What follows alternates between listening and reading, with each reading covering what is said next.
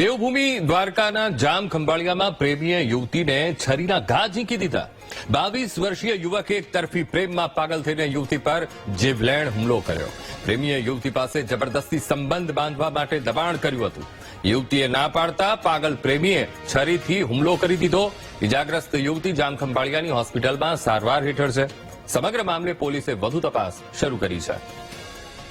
આજ મુદ્દે સંવાદદાતા અશોક ફોનલાઈન પર। અશોક, જામ ખંભાળિયામાં પ્રેમીએ યુવતીને છરીના ઘા ઝીંકી દીધા છે। પોલીસ ફરિયાદ, શું કાર્યવાહી?